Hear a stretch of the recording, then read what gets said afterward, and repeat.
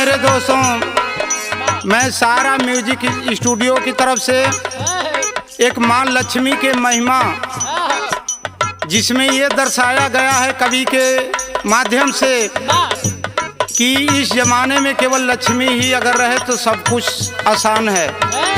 आदमी कुरूप हो, लंगड़ा हो, लूला हो, वो मायने नहीं रखता जितना लक्ष्मी मायने रखती हैं। इसी के ऊपर एक भजन लिखे हैं, गीत लिखे हैं। इसको भजन के रूप में भी गा सकते हैं और गीत के रूप में भी। कहना बा हाय लक्ष्मी के पास जहाँ, लक्ष्मी के पास जहाँ हो जाई यार बेड़ा पार जनिहार।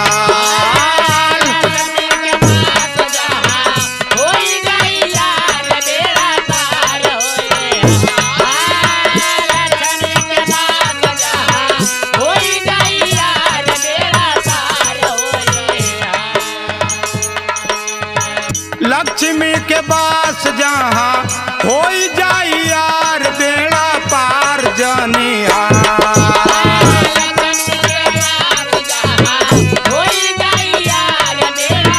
जियो लाल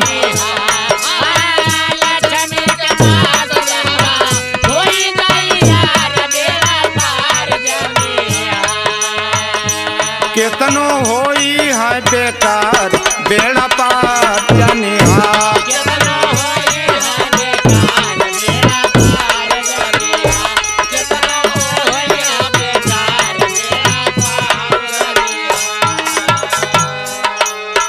सुगर सलोना जो कोई के लाल होखे, सुगर सलोना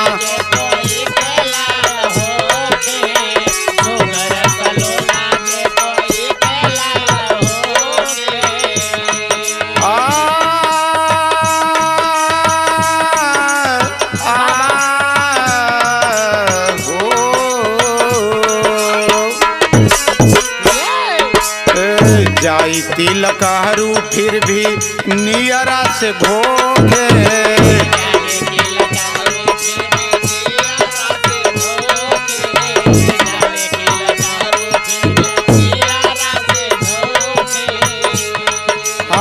छीक देल ना किए में, छीक देल ना किए में भाई ला बीमार बेड़ा पार जनिहार। भाई ला बीमार बेड़ा जिया लाल जिया।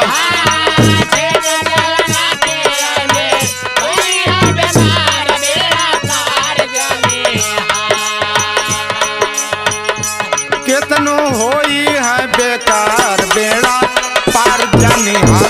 केतनो होई है बेकार बेड़ा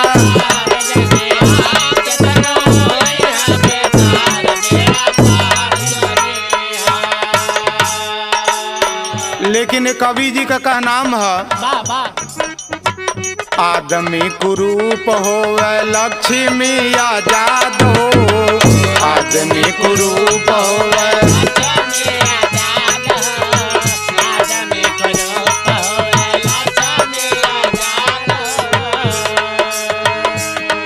आ जाई लोग वो कर से कर फरियाद हो।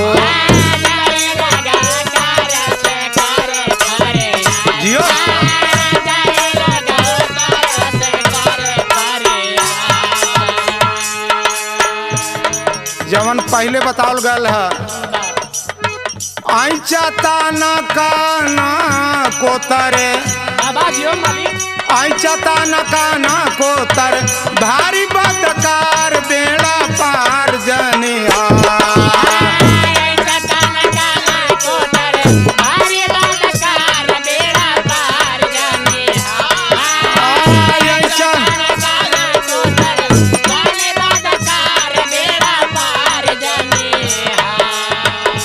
केतनो होई है बेकार बेड़ा पार जनिहार। केतनो होई है बेकार बेड़ा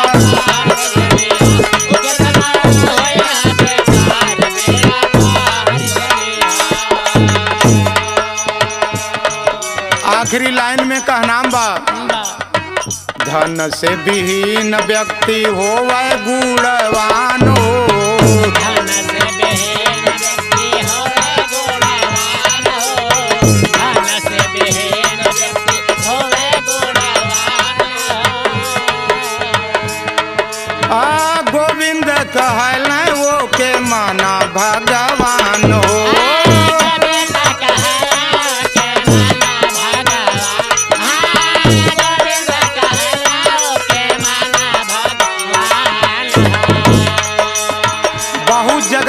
देखने को मिल जाता है गरीब घर का लड़का है, सुंदर है, लेकिन उसकी शादी विवाह नहीं होती है। और अमीर घर का लड़का है, अगर कुरूप है, उसका शादी विवाह हो जाता है। ये सामाजिक बंधन रुक जाता है केवल पैसे के लिए। हाँ, मस्ताना जगत में है